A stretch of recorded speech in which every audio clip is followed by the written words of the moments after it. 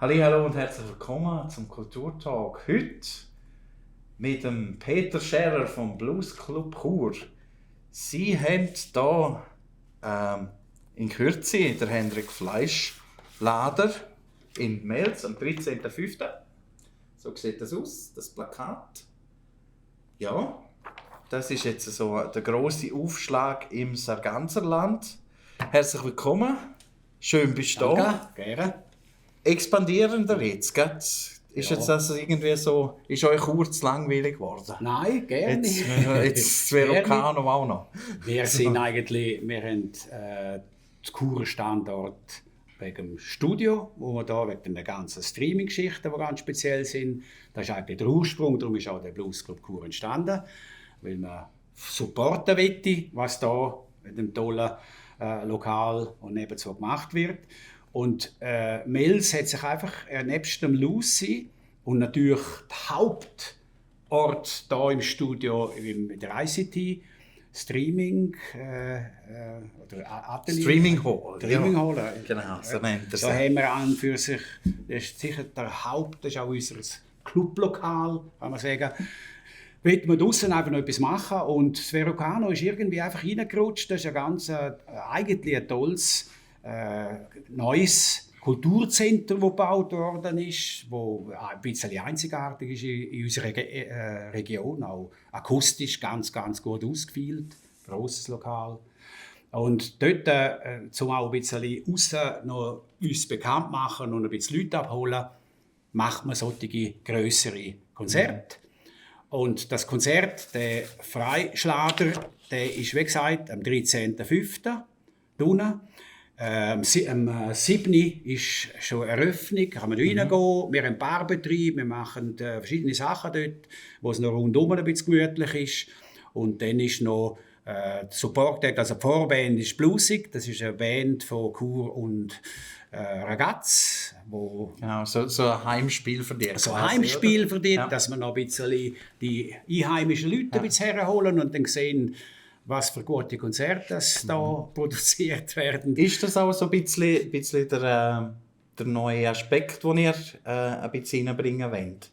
In das? Also eben jetzt, der Andi hat ja mal angefangen mit diesen Hashtag Blues, mit dieser Serie.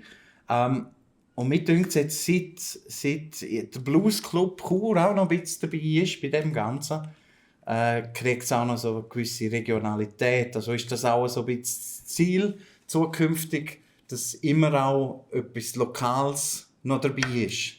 Dass man auch so ein bisschen, wieder ein bisschen fördert, dass junge Leute Blues Musik hören, aber auch machen. Sagen wir mal so, der Blues Club Chur hat sicher das auch auf der To-Do-Liste. Dass man auch lokale, gute Bands, es ist nicht so einfach, auch jetzt nebst den Acts, die da kommen, etwas Passendes, sagen wir jetzt mal her, zu bringen. Aber der Blues Club Chur selber kann das von sich aus selber machen. Bei der Reise, beim Andi ist es eher so, dass da jetzt das, weiss ich nicht genau, vielleicht eher Ausnahmen sind, dass man das jetzt da es ist auch eine Frage für Länge, aber wenn man so eine Musik, also einen Abend macht mit Konzert, dass dann nicht zu lang wird, will man ja auch sagen, wir haben ja auch ein bisschen ein älteres Klientel. Oder? Also musst du das auch nicht überstrapazieren. 10 von 10 muss ich 3 sein, das will ich sehen. Ja.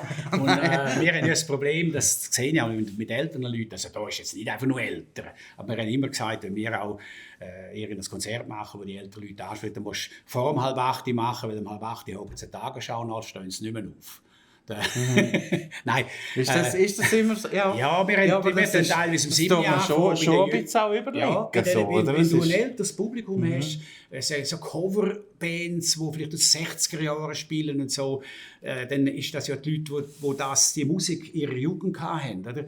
Und dann ist das etwas, und die holst du natürlich nicht die Jungen, die um 10 Uhr gehen.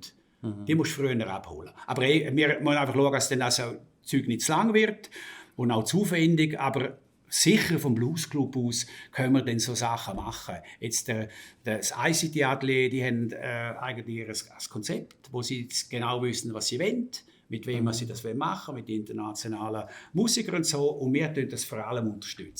Weniger reinreden, hoffe ich. Also weniger da reinreden, aber eigentlich das vor allem unterstützen tun. Weniger reinreden, mehr reinfinanzieren. Genau, oder so. Reinfinanzieren, etwas helfen auch, vielleicht Kassen machen oder einfach so Sachen, wo einfach rundum... Ja, das finde ich aber schon noch interessant, und wie ihr das auch machen. Eben, du hast gesagt, 100 Franken Jahreseintritt, also plus Club Mitgliedschaft. Jawohl.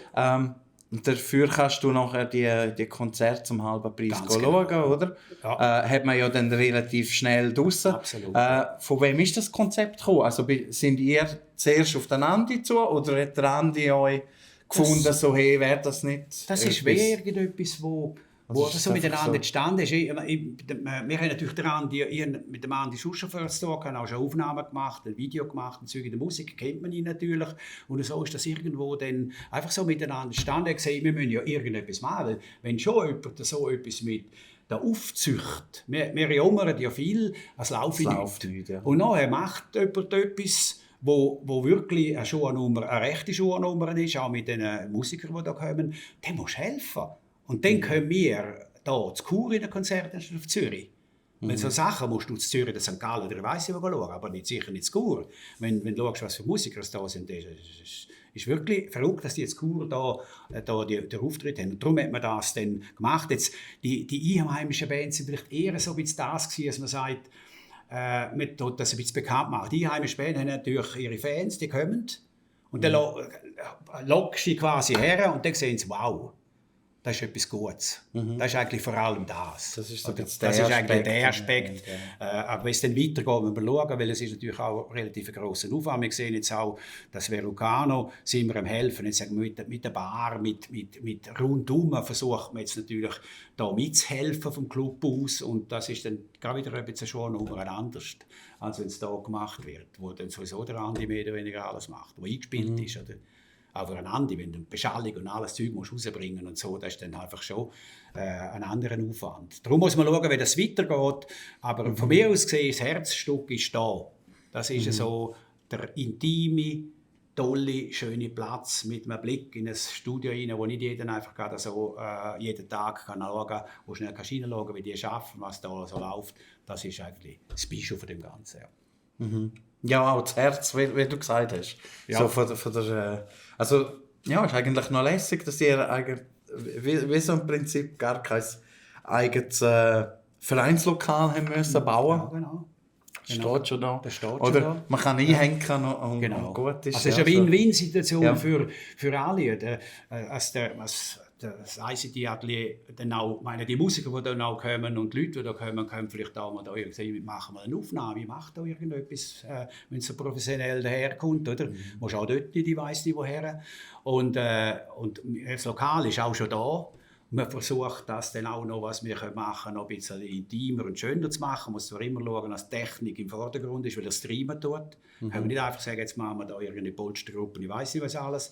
Das Streaming ist einfach das Wichtigste. Und wir tun das eigentlich, also ich sehe, wir sind ein Supporter, Förderverein mit eigenen Konzerten, wo wir dann vielleicht auch, wenn jemand noch mal ein bisschen aufziehen. Aber nicht jetzt in erster Linie, jetzt tun wir mal vor allem da helfen und schauen, dass das gut läuft. Inwiefern hat das einen Einfluss gehabt, dass es eine Zeit lang der Volksclub Chur nicht mehr gegeben hat? Also es ist ja dann, der eine ist ja gestorben, genau. Und dann ist das lange so ein bisschen in der Schwebe gewesen. Jetzt inzwischen haben sie ja wieder jemanden, der das vorantreibt.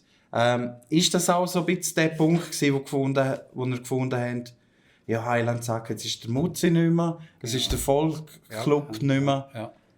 Dass da ein riesiges Loch entstanden ist und ihr gefunden habt, jetzt müssen wir da wieder einmal also ich denke, der Volksclub hat schon, wo der aufgelöst worden ist, quasi, und gesagt, löst ihn auf, dort sind die Leute auch zu uns hergekommen und haben gesagt, wir wollen wieder irgendwo dabei sein, wir wollen irgendwie Musik geniessen, und das war sicher auch ein Anstupf gewesen. an den Blues Club. Es hat auch Leute, die von dort her dann gekommen sind. Und jetzt geht es ja wieder weiter, was ja super und toll ist. Es gibt einen Jazzclub, den Folkclub und es gibt den Bluesclub. Wir müssen auch sicher probieren, miteinander zusammenzuarbeiten, dass wir miteinander irgendwie, vielleicht machen wir auch miteinander mal ein Konzert, dass man da das ein bisschen pflegen tut und auch den Termin ein bisschen schaut, dass man nebeneinander vorbeikommt. Jeder will eigentlich das Gleiche in seinem Musikrichtung drin. Und da muss man einfach einander auch helfen. Und da haben wir nächstens auch mal ein Gespräch im Jazzclub und so schauen, wie können wir dort miteinander noch mehr zusammenarbeiten. Also so. Synergien nutzen und Genau. gegenseitig helfen, anstatt ganz genau. jeder für sich sein Ja, absolut. Süppli Es hat zu wenig kocht. Leute bei uns. Ich meine, wir sind in Zürich. Wir haben ein kleines Klientel und die sind dann noch, ein Haufen kommen auch von auswärts bis zu Liechtenstein und so. Und das ist nicht einfach da. Und darum musst du einfach schauen, musst das pflegen und musst auch ein gutes Image, eine gute Zusammenarbeit auch gegen aussen zeigen, dass man das hat. Oder als kein Konkurrenzdenken darf da sein, das bringt nichts. Wie geht es weiter? Habt ihr schon für den Herbst geplant? Also eben, jetzt haben wir da Jetzt ein ist paar hat's noch. Der Henrik Freischlager und dann ja. kommt nachher im Lucy wieder das Konzert. Das ist im Juni. Big Daddy. Big Daddy Wilson. Und Genau. dort sind als Support-Act vorne oder nachher spielen wir, also die Les Hirondelles, sind dort wieder einmal auf dem Tapet auch, weil sie einfach hoffen, wir haben dort ein paar Leute, die wir können, hoffen, die unterstützen uns, als die den Big Daddy Wilson sehen. Ja, genau. Nicht in unserer eigenen, sondern Ja. die müssen dort kommen, um den guten Musiker und, sehen und dann hoffen, es gibt dort einen lässigen Abend. Ja. Und dann über den Sommer gibt's eine gewisse Pause Also- in dem Sinn und dann ab dem Herbst wieder, Ja, geht's was wieder man, weiter. wo man natürlich das gut kann schauen kann, ist im Blues Club Chur auf der Homepage, ICT Atelier, ICT Streaming Hall, das ist überall sehr gut eigentlich publiziert, was für Konzerte das ist, was eigentlich stattfindet. Oder? Und jetzt ist man schon auf das nächste Jahr wieder am schauen, was dort läuft und was man aussen drauf dann macht. Das, Ja. ja. Darfst du schon irgendwas verraten, irgendetwas Grösseres, das nächstes Jahr kommt? Oder darfst Das weiss ich jetzt nicht Weiss- einmal, weiss- was nächstes Jahr kommt. muss ich da beim Andi grübeln? Ja, in da dem muss man Fall? weniger grübeln, weil es ist ja auch Also so eine die Oberhoheit. Das ist Dann sieht man das mit der Zeit, was er da macht. Wird es weiterhin so sein, dass er hauptsächlich Konzerte im ICT-Atelier macht und so Sachen wie jetzt eben Lucy und Verocano vielleicht 1-2 Mal im Jahr so anpeilen? Das ist so ein bisschen der Plan. Habe ich es richtig verstanden? Also ich würde mir jetzt ein bisschen zum Fenster rauslehnen. An und für sich muss der Andi eigentlich vom Konzept her vorgeben, was er will. Aber ich sehe es auch so, also vom Aufwand her und alles zusammen, das gibt. Und wir sehen, also jetzt ich als Konsument auch, nebst dem Präsident vom Blues Club, die Atmosphäre da ist einfach, das ist einfach das Schöne. Das ist natürlich schöner in dieser intimen Atmosphäre, wo man näher beim Musiker ist. Die Musiker, das ist ja so eine Augenhöhe, die Interaktion ist da. Du siehst auch, wie die das Instrument benutzen. Das ist einfach alles so nah. Ist natürlich das unheimlich schön da. Also, aber so aussen dran wird es sicher etwas, sobald es halt, sagen wir, bekanntere Musiker sind, die auch ein bisschen mehr musst, vom Saal her mehr musst, also wenn du Leute abholen, dann wird man das eher draussen machen. Aber es ist natürlich auch vom Finanziellen her, natürlich vom Risiko her, ist natürlich auch wieder grösser. Da muss man jetzt schauen, wie sich das entwickelt. Vom Blues Club aus ist da der Wunschort. Am liebsten daheim. Der liebste, genau. Genau. Aber da muss man ein bisschen schauen, was der Andi alles für verrückte Ideen noch hat, die er da dann realisieren will. Oder? Ja. Nein, das ist doch super, das tönt gut und dann hoffen wir, dass er die 100 Mitglieder bald einmal herkriegt. Ja, so mit jedem Konzert 5, 6 mehr und Ja, genau, dann dann nehmen wir es sieht, sofort, sieht das gut aus bis zum Sommer. Ja. Ja. Dann wünsche ich viel Erfolg Danke und vielmals. ja, dann hören wir sicher wieder einmal Ja, vom sehr- Blues ich Club hoffe es, ja. Ja, und von danke. dir. Danke. Ja. Danke. Danke, dass du da gewesen bist. Ja, Ja. genau. Und euch danke vielmals, dass ihr zugeschaut habt. Reservieren wir eben der 13. Mai. Henrik Fleischlader im Verocano Merz. Das muss man fast gesehen haben.